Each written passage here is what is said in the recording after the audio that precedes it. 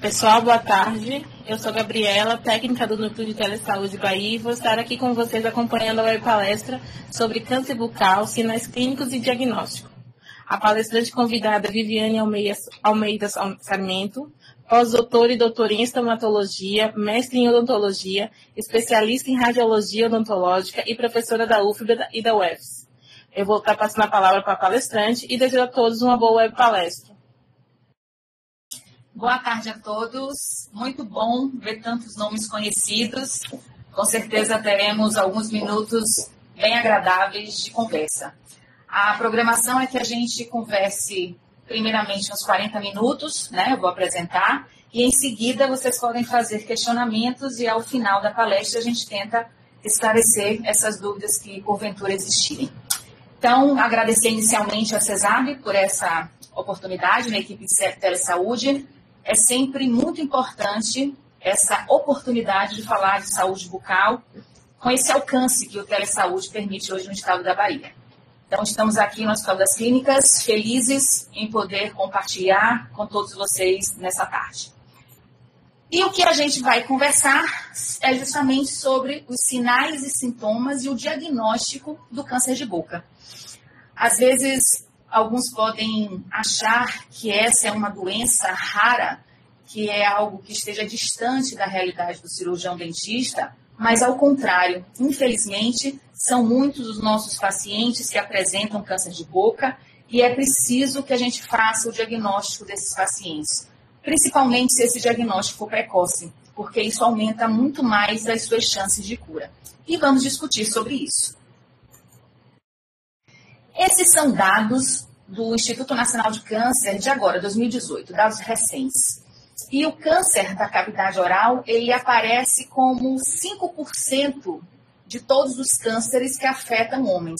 Em mulheres, ele está localizado numa posição mais inferior, mas chama atenção ele corresponder a 5% dos cânceres que um homem pode ter hoje no estado brasileiro. O primeiro lugar, claro, né, para os homens é o câncer de próstata, com 31%, e já para as mulheres, com quase 30%, câncer de mama. Mas a gente vai falar da cavidade oral e do câncer, que ainda dados do INCA para esse ano, estima que teremos 14.700 novos casos de câncer no Brasil. Desses, 11.200 em homens e 3.500 em mulheres.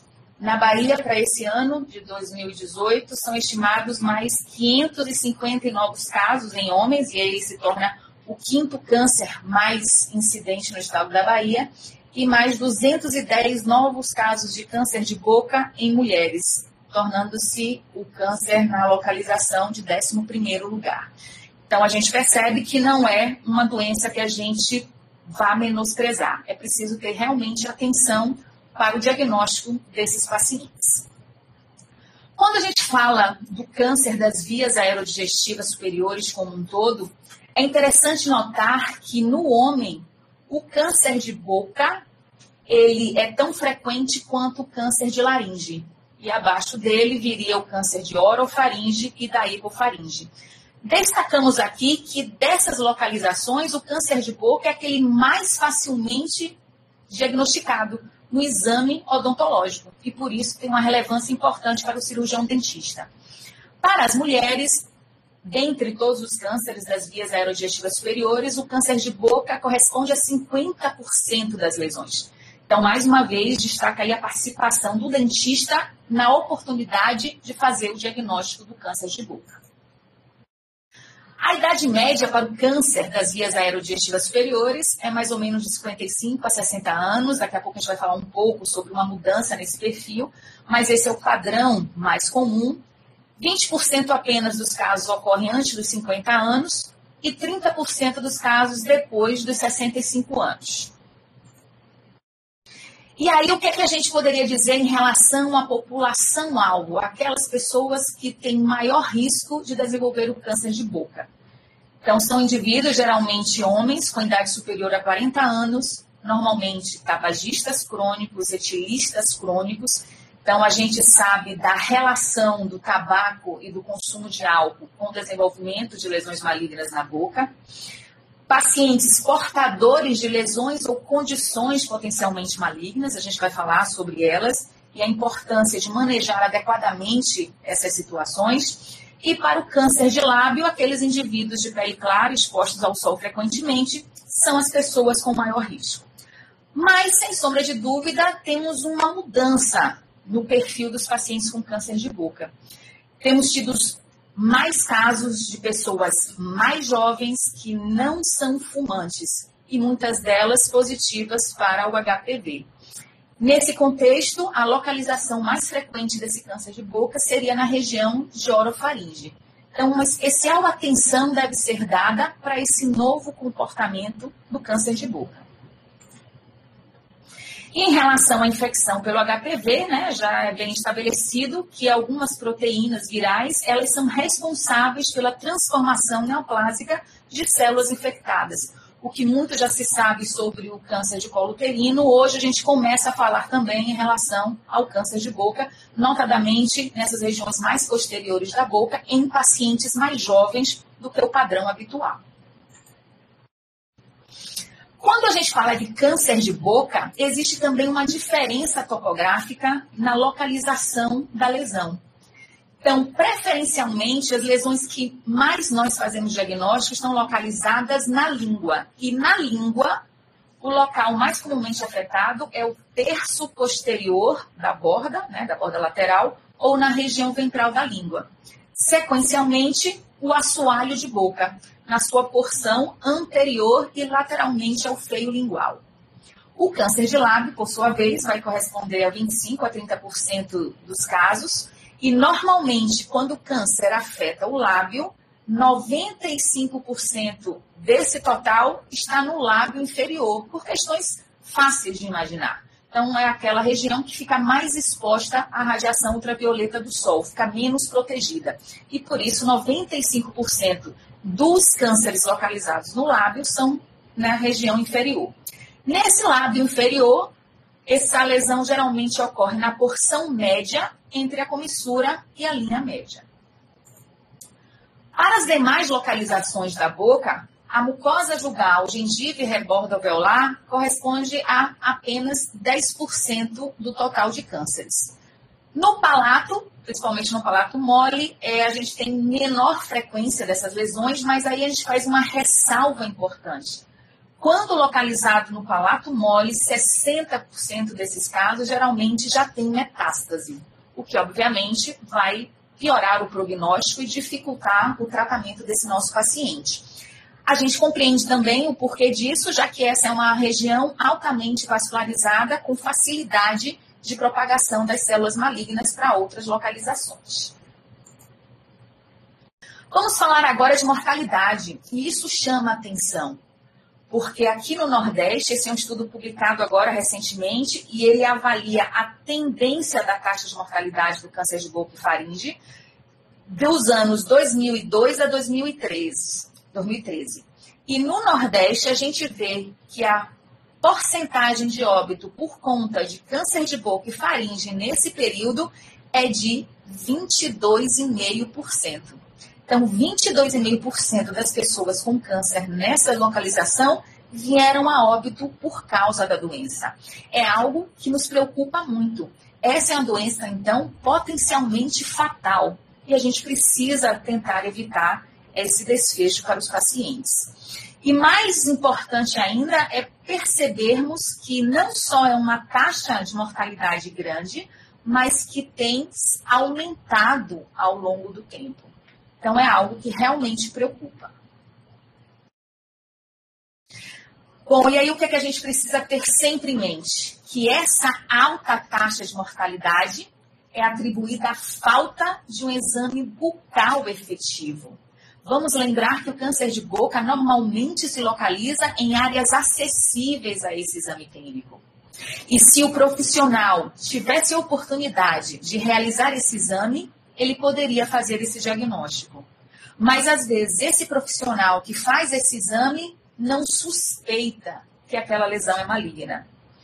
Os estudos indicam que os clínicos geralmente só suspeitam das lesões malignas quando elas são grandes, ulceradas, dolorosas e hemorrágicas. Sem sombra de dúvida, com esse contexto, são lesões avançadas, cujas possibilidades de cura são muito menores. Então, nós precisamos incluir os nossos pacientes no exame bucal efetivo e precisamos, nós, cirurgiões dentistas, estarmos capacitados para identificar aquela lesão como uma potencial lesão de câncer a ser diagnosticada e, caso diagnóstico confirmado, que ele possa ser efetivamente tratado. Então, o diagnóstico precoce é fator significativamente relevante no prognóstico do carcinoma bucal. É diante de uma pequena úlcera, por menor que seja, mas aliada a uma história do paciente de que essa úlcera, mesmo pequena, já tem várias semanas sem reparação, isso precisa ser investigado. Não podemos desconsiderar a informação do nosso paciente que relata a presença de lesões ulceradas que não tendem à cicatrização. E então, o diagnóstico precoce, seguido de um tratamento apropriado, pode aumentar imensamente as possibilidades de cura. E aí a gente acrescenta mais. Além da cura, a gente pode melhorar a qualidade de vida daquele paciente, porque a gente vai minimizar tratamentos debilitantes e extensos. Vamos lembrar que a primeira linha de tratamento do câncer de boca normalmente é o procedimento cirúrgico. E quanto maior a lesão, maior a extensão desse procedimento cirúrgico, que vai causar debilidade e vai trazer alterações estéticas e funcionais por conta da grande perda de substância. Eu chamo a atenção para esse paciente. Esse paciente, ele foi atendido há muitos anos. E ele procurou atendimento porque ouviu numa rádio um dentista falando sobre câncer de boca. E aí a nossa responsabilidade vai desde esses primeiros momentos. Falar sobre a doença, explicar para a população os fatores de risco, como fazer diagnóstico e, obviamente, diagnóstico confirmado, tratar o paciente de forma efetiva. Então, as campanhas de prevenção, elas são fundamentais. E isso principalmente na esfera pública. É algo de grande alcance e que verdadeiramente pode salvar vidas. Nos momentos de realização de campanhas, nós podemos informar a população sobre os fatores de risco e sinais indicativos de doenças. Existem algumas linhas de pensamento que acham que o autoexame de boca ou campanhas dessa natureza podem trazer confusão no público, pode causar uma dúvida que nem sempre é benéfica. Mas na nossa experiência de muitos anos de realização de campanhas de câncer de boca, o que a gente tem percebido é a possibilidade de salvar vidas, por permitir que essas pessoas com lesões recebam uma informação adequada e, caso tenham realmente uma lesão de câncer de boca, possam ser tratadas e eventualmente curadas. Vamos falar então rapidamente das lesões potencialmente malignas. São aquelas que podem sofrer transformação maligna na boca e, portanto, merecem toda atenção especial do cirurgião dentista. Essas lesões elas têm um grande polimorfismo clínico, elas aparecem de várias formas diferentes, com várias aparências, e tem um risco de malignização estimado entre 5% e 10%, o que é considerável. Então, diante de uma lesão potencialmente maligna, normalmente é necessário fazer a biópsia, o diagnóstico anatomopatológico, saber se ali já temos uma lesão maligna ou se temos apenas uma alteração displásica que ainda não se trata de um câncer de boca. E, obviamente, fazendo esse diagnóstico, nós precisamos eliminar fatores de risco e acompanhar o paciente.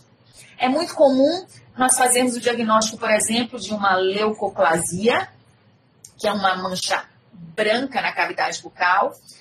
Nós fazemos um exame inicial de biópsia, cujo anatomopatológico indique que ali ainda não se trata de lesão de câncer. Se eu puder fazer a remoção total da lesão, ótimo. Se for uma lesão muito extensa, geralmente a gente acompanha. E ao longo do tempo, a gente faz novas biópsias sempre que achar necessário. Porque um padrão hoje de um tecido que não é câncer, por muitos motivos, no momento futuro, pode efetivamente já ser uma lesão maligna. Então, em relação à leucoplasia, é uma das lesões potencialmente malignas mais comuns. Elas afetam principalmente a língua, assoalho de boca e mucosa jugal. E diante da biópsia, a gente vai compreender se se trata já ou não de um câncer de boca e vamos decidir qual é o manejo naquela situação. Se remover a lesão, se acompanhar o paciente. Se o câncer for diagnosticado, obviamente o paciente tem que ser enviado para o tratamento médico específico. Uma outra lesão potencialmente maligna é a eritroplasia. Nesse caso, são lesões vermelhas que podem aparecer na cavidade bucal. Essas lesões elas têm um risco muito alto de transformação maligna. Então, eu posso ter, em 90% dos casos, já uma displasia grave e, em alguns casos, já um carcinoma. Da mesma forma, é preciso biopsiar e, a depender do resultado obtido, decidir qual é o melhor manejo para aquela situação. A quelite actínica, também considerada uma lesão potencialmente maligna, ela se refere à situação ulcerada do lábio, principalmente inferior, por conta da exposição solar. Em alguns pacientes, isso pode ser completamente revertido, mas em outros pacientes, aquela quelite actínica inicial pode sofrer transformação maligna. Essa quelite é mais comum em pacientes adultos com mais de 45 anos, provoca uma atrofia do vermelhão do lábio inferior. E esse lábio inferior vai tendo uma alteração da cor, ela geralmente começa a descascar, podem ter lesões leucoplásicas associadas e úlceras. E em alguns casos, esse tecido pode, então, se constituir já num carcinoma espinocelular, de 6 a 10% dos casos, em média. É preciso, então, manejar pacientes com quelite actínica de modo a evitar que essa ulceração progrida para uma lesão maligna. O xeroderma pigmentoso é uma condição cancerizável. Então, é uma dermatose bem rara, causada por um gene autossômico recessivo, onde existirá um defeito no DNA.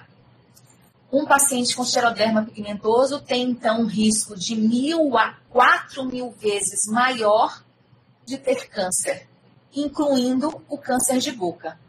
Então, pacientes com xeroderma pigmentoso normalmente podem desenvolver carcinomas espinocelulares bem precocemente na vida, antes dos 10 anos de idade, carcinomas vasocelulares também antes dos 10 anos de vida, melanomas em 5% dos casos, e dentro da boca é possível que esses pacientes desenvolvam carcinoma espinocelular.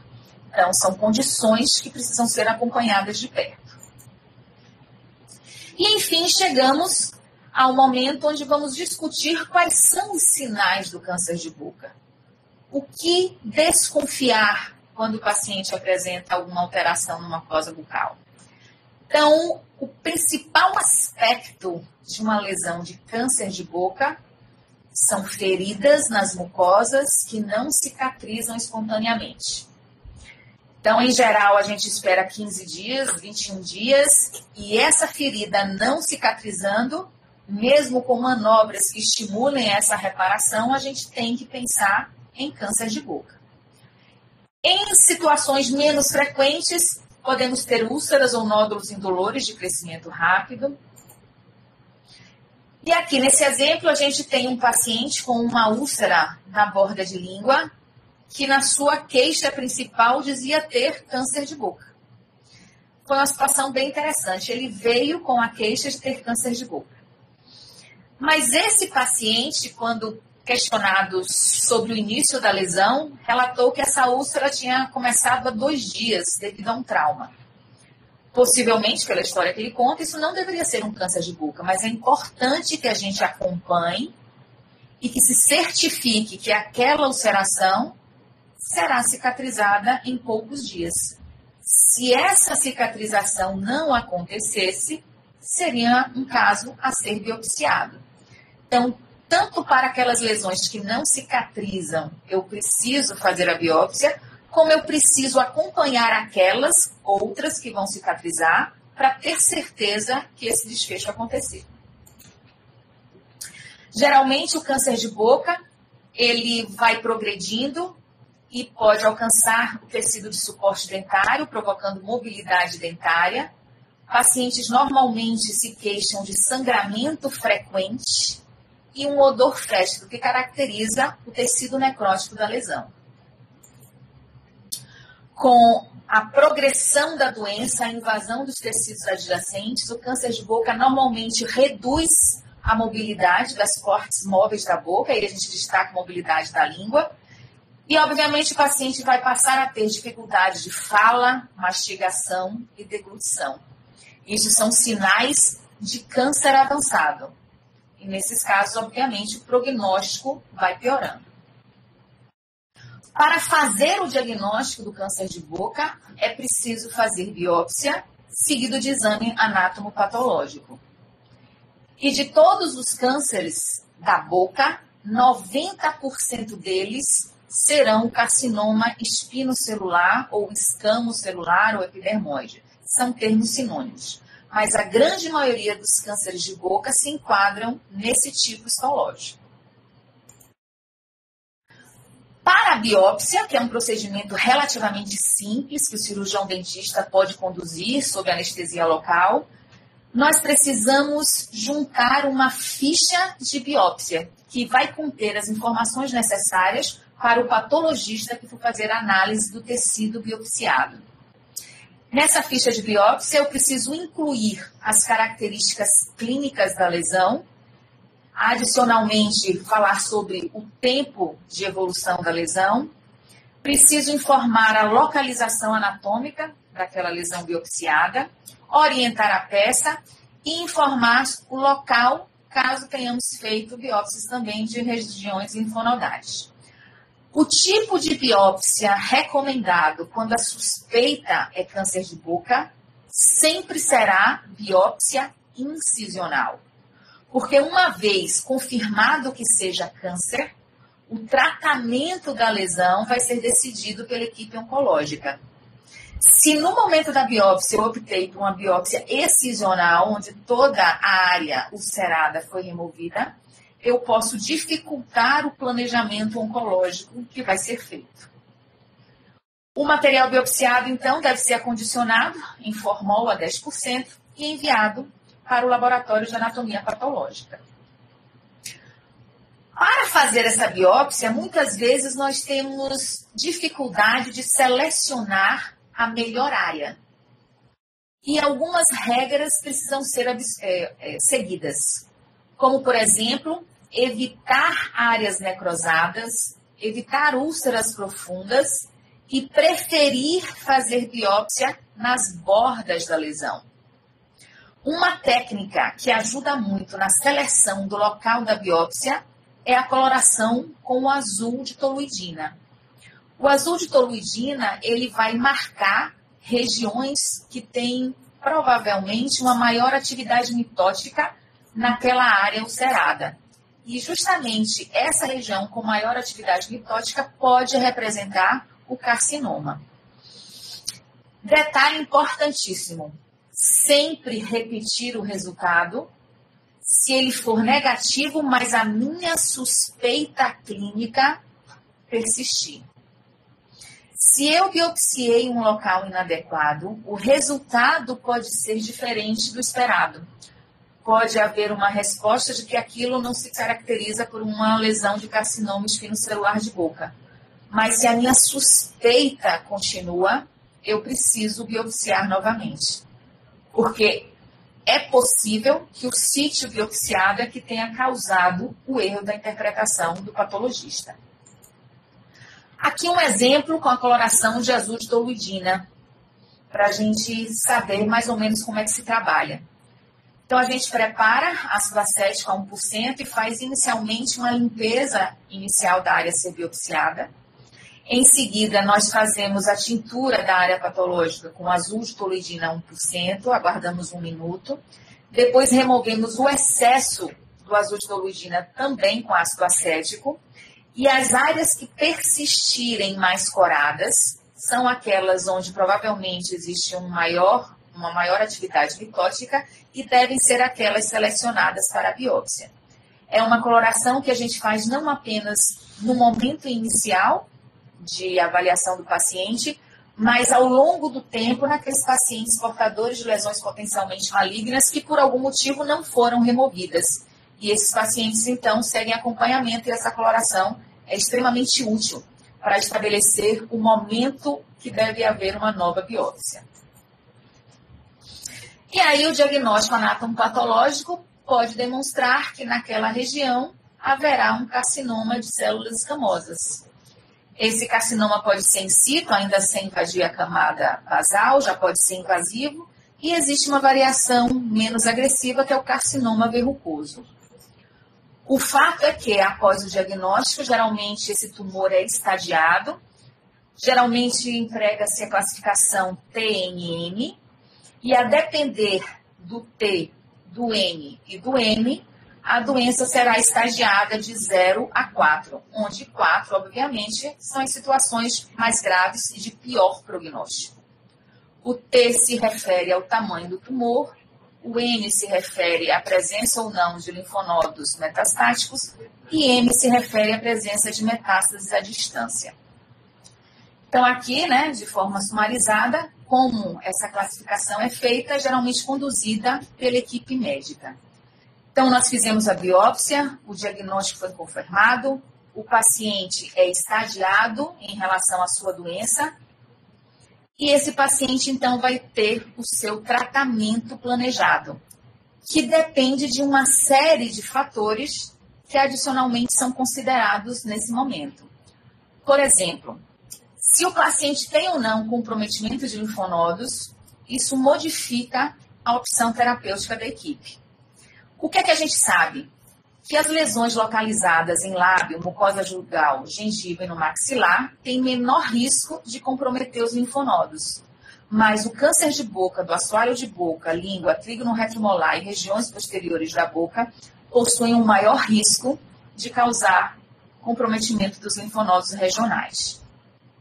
Em relação à diferenciação do tumor, um carcinoma verrucoso ele tem uma menor chance de comprometimento dos linfonodos. Já um carcinoma pouco diferenciado, as possibilidades de que esses linfonodos estejam comprometidos chega a ser 50%.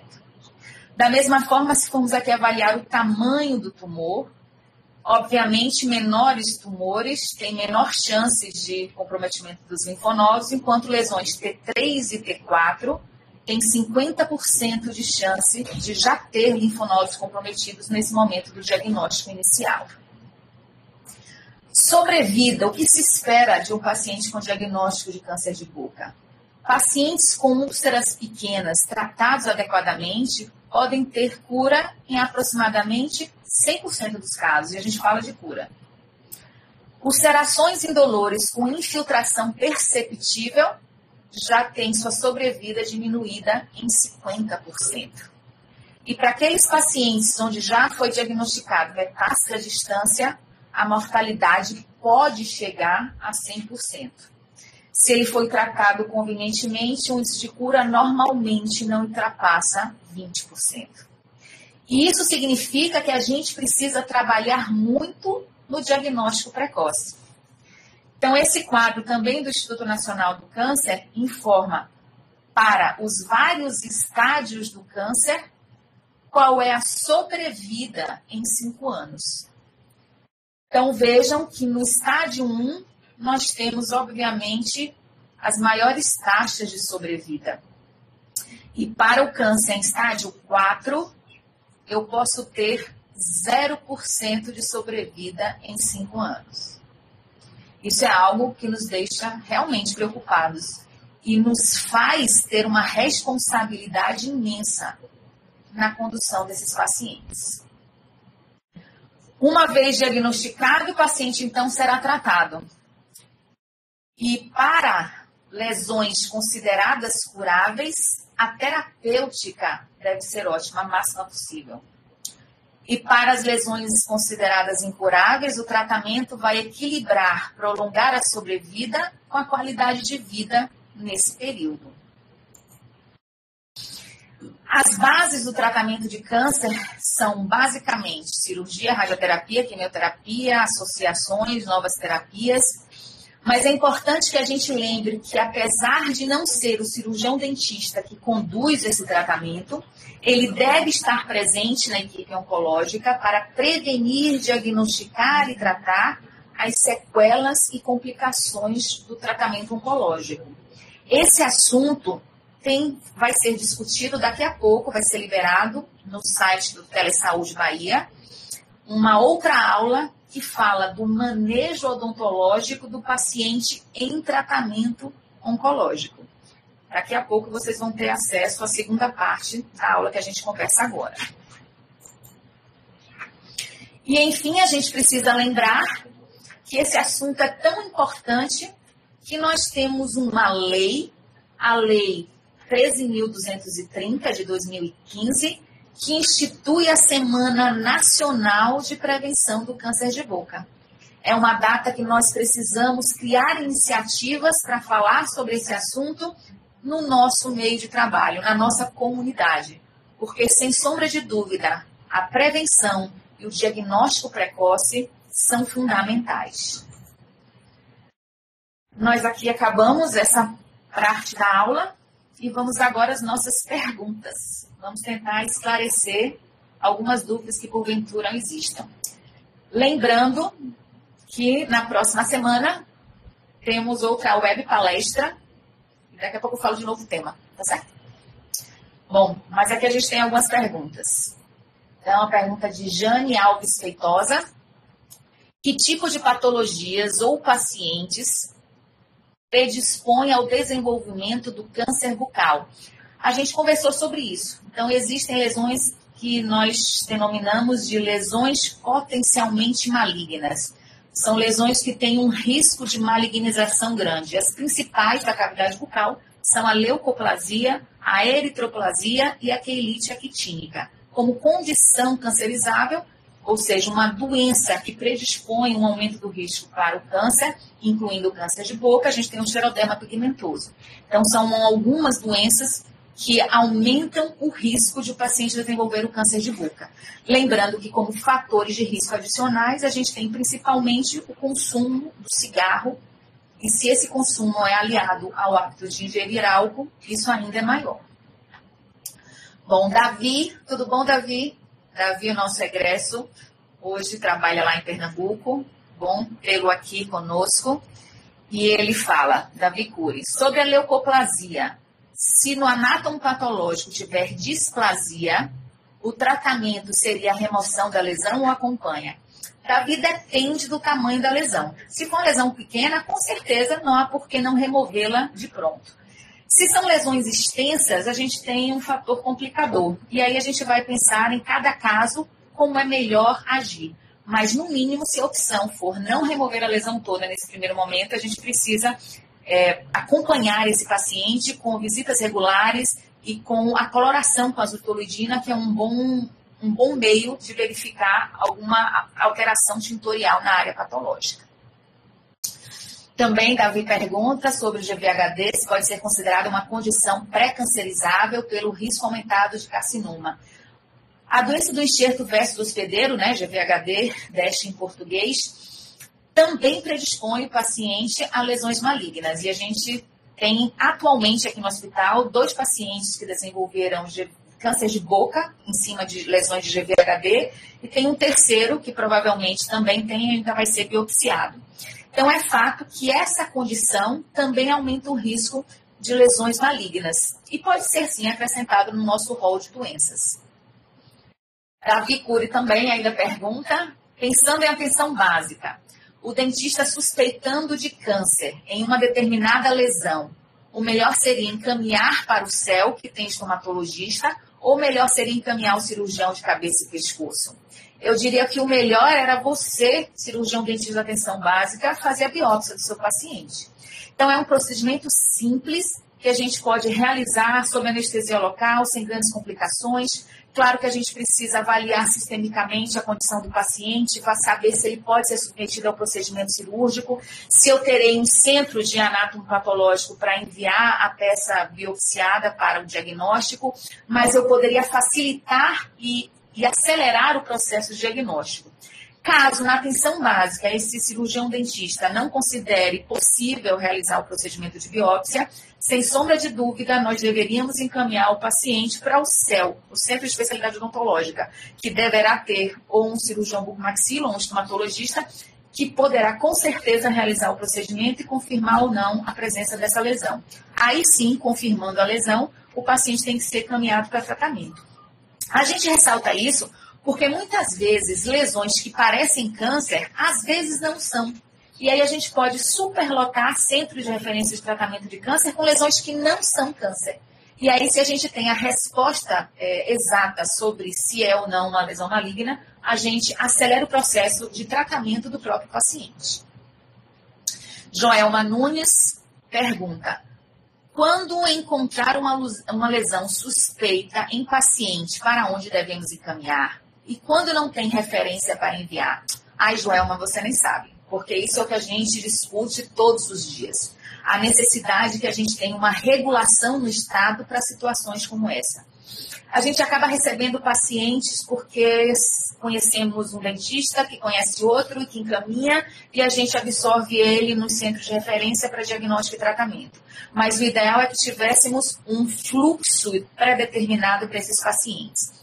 O que a gente pode dizer hoje é que, nesses casos, você consulte a teleconsultoria, através de teleconsultoria, a Telesaúde do Estado da Bahia, para receber informações adequadas de qual é a melhor forma de agir nessas circunstâncias. Mas, sem sombra de dúvida, precisamos muito avançar na regulação do Estado. Luiz Bastos: quem fuma e bebe tem maiores chances de risco de câncer de boca? Sim, são 2 fatores de risco já bem estabelecidos, principalmente o cigarro. É preciso uma quantidade considerada grande de cigarro, então estima-se que o maior risco está vinculado aos fumantes de mais de 20 cigarros por dia, mas qualquer quantidade, obviamente, é danosa. E enquanto a ingestão de álcool, até o próprio tipo de álcool influencia. Mas é fato de que quanto mais se fuma e por mais tempo, quanto maior quantidade de álcool se ingere por mais tempo, o risco aumenta para aquele paciente. Lorena Lima: ao fazermos uma biópsia incisional em uma lesão potencialmente maligna, podemos agudizar seu estado encontrado? Não, a palavra não seria agudizar. O que se discute sobre isso é que uma biópsia numa lesão maligna pode facilitar a sua propagação e o estabelecimento de uma metástase à distância.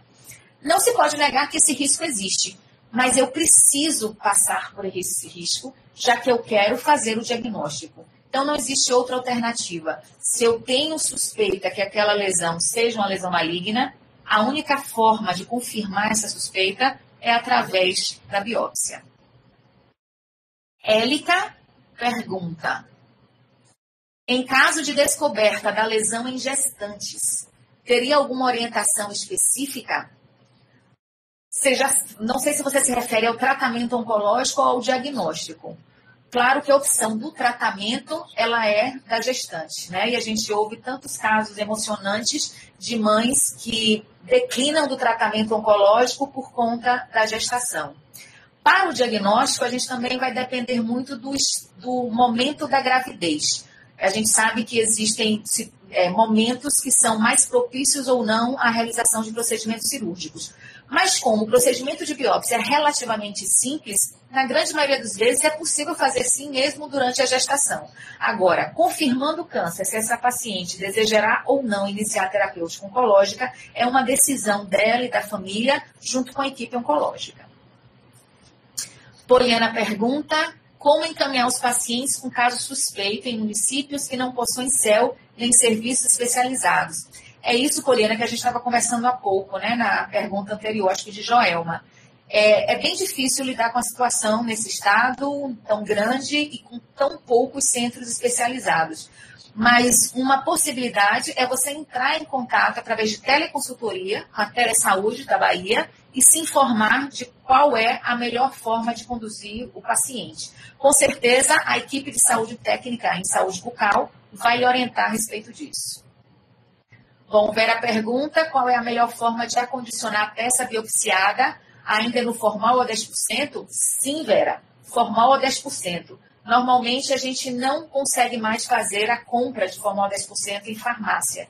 Então, normalmente a gente solicita dos próprios laboratórios que eles cedam frascos com formol 10% para que façamos a biópsia. Em última situação, se eu não tiver formol 10%, eu posso acondicionar em soro fisiológico e mandar imediatamente para processamento no laboratório. Então, o tempo que a peça fica no soro, caso eu não tenha naquele instante formol, deve ser o mínimo possível. A unidade básica de Gamboa. Sexo oral causa câncer? E quais os cuidados que devemos ter na hora do sexo? Bom, isso é o que tem se discutido em relação ao câncer na região de orofaringe vinculado ao HPV. A recomendação, inclusive, né, da saúde pública é que todo sexo, incluindo o sexo oral, seja feito com preservativo, para evitar o contágio com o HPV. E sim, o HPV tem sido associado ao câncer, não só do colo uterino, como câncer de boca. Essa foi a nossa última pergunta? Não, tem mais. Thaís Machado. Para onde encaminhar a peça biopsiada na rede básica aqui em Salvador? Pois é, Thaís. Pergunta difícil. Mas a gente tem, por exemplo, na Faculdade de Odontologia, o serviço de anatomia patológica, né? A Faculdade de Odontologia da UFBA, que é vinculada ao SUS, e as peças podem ser entregues lá sim. Poliana pergunta, como os profissionais no NASF podem auxiliar as equipes de saúde bucal na prevenção do câncer bucal? Que pergunta boa, Poliana. Mas, sem sombra de dúvida, todos nós que integramos uma equipe de saúde somos corresponsáveis. Nós podemos falar sobre os fatores de risco. Nós podemos perguntar para os nossos pacientes se eles têm alguma queixa em relação à sua condição bucal. E em todas as respostas positivas, é preciso acionar o cirurgião dentista da equipe daquela unidade para que faça uma avaliação do paciente. Lorena Lima, ela pergunta, diante de pacientes com sintomatologia dolorosa e ainda aguardando o tratamento, o que podemos fazer? Digo, medicações eficazes para o caso, tramal, Toragesic? Bom, o controle da dor é com analgésico. E é óbvio que em lesões avançadas a dor é realmente muito forte. Mas o que a gente tem que trabalhar é para que ele consiga ser mais rapidamente tratado. Então, para a dor, controle da dor, é sim analgésico, né? E aí a depender do analgésico com maior ou menor potência, mas o fato é que preciso agilizar o início do tratamento do paciente. Mais alguma? A gente espera mais um pouquinho? As perguntas?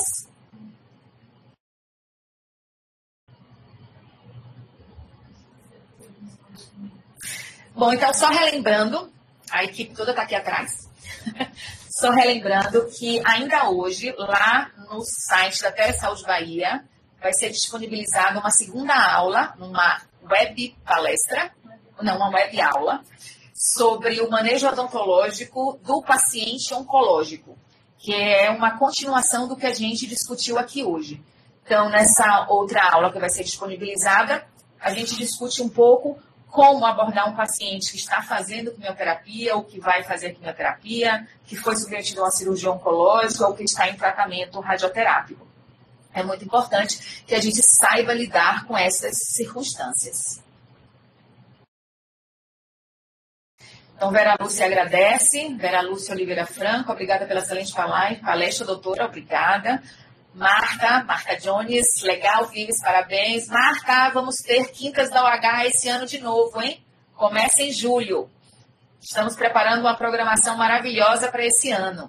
E aí aproveito para convidar todos, né, que moram aqui em Salvador, lá na BO, toda última quinta-feira do mês, a gente tem uma palestra aberta, gratuita a todos os cirurgiões dentistas, que trata sobre um tema de odontologia hospitalar. E a gente sempre fala de câncer de boca também. Giovanni Bonfim da Silva Lima também agradece. É Giovanni lá de Jacobina? Tudo bom, Giovanni? Laís Souza Almeida dos Santos, excelente oportunidade de compartilhamento, conhecimento. Obrigada, professora, muito bom revê-la. Tudo bom, Laís? Poliana também agradece pela brilhante exposição. Sim, Giovanni, é você, tudo jóia? Marcos Vinícius Ferrari pergunta, o tempo de recidiva para o câncer bucal também seria a espera de até 5 anos? Sim, para a grande maioria dos cânceres, esse é o tempo, né, que a gente acompanha com visitas mais regulares para avaliar uma possível recidiva ou uma segunda localização. A partir daí, a gente começa a espaçar mais o acompanhamento. Lembrando que o cirurgião dentista, ele faz parte desse acompanhamento, na busca por novas lesões que eventualmente tenham surgido.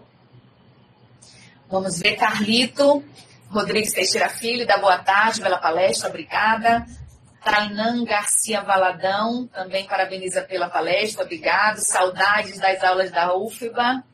Que bom, tudo bom, Tainan? E ali a gente tem uma pergunta de Jamila.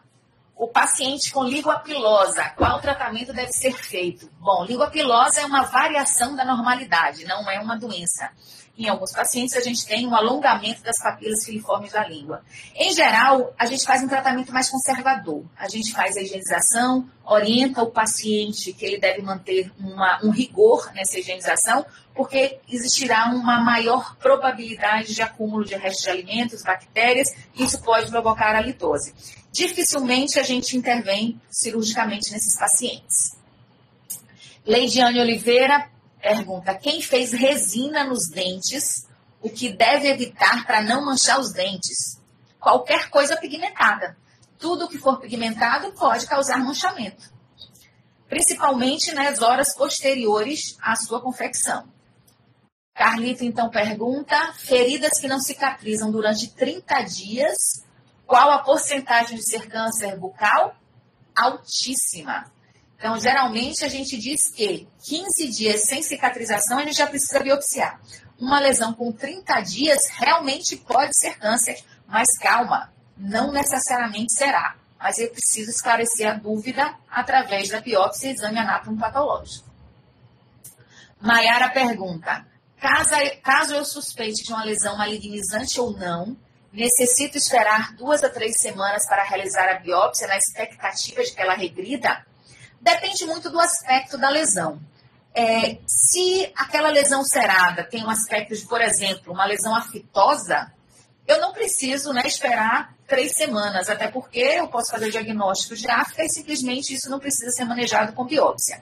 Então, geralmente, a gente aguarda esse tempo porque existem muitas lesões de origem traumática, por exemplo, ou de fundo imunológico, que podem, no início, ser confundidas, mas que, por esse período, acabam cicatrizando e evitando a necessidade de um procedimento cirúrgico.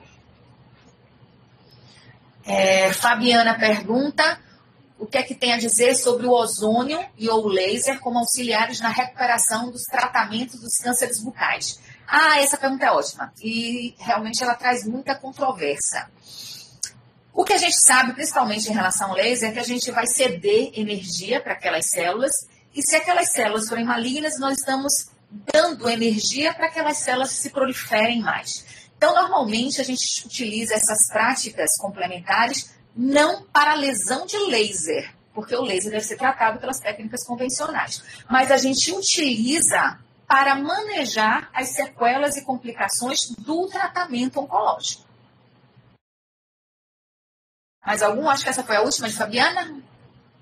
Vamos aguardar. Então, na próxima semana, de quem é a web aula, temos o tema? Então, daqui a pouco a gente diz qual é o nome. Maiara Frossard Rivissier. Agradece, muito obrigado a minha palestra. Obrigado, Maiara. E ali a mensagem que os interessados em receber a declaração de participação, o link para o preenchimento do formulário dessa web palestra está disponível naquele endereço ali.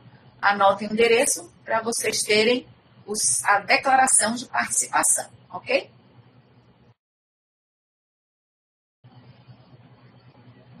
Mais alguma dúvida?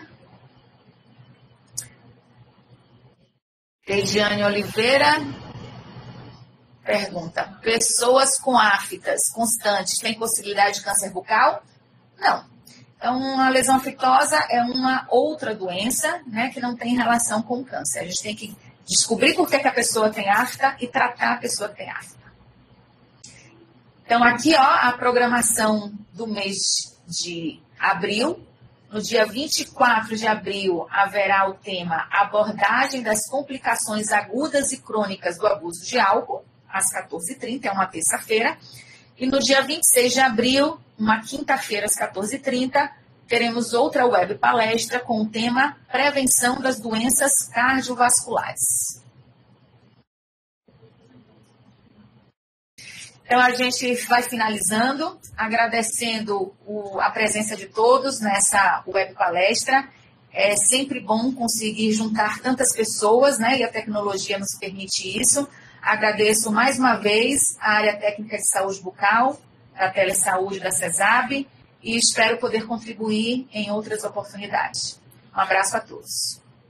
Pessoal, a palestra de hoje terminou. Eu gostaria de agradecer a presença de todos e também a participação e contribuição da doutora Viviane. E lembrá-los que semana que vem a gente tem mais palestra novamente. Aguardo vocês. Até lá.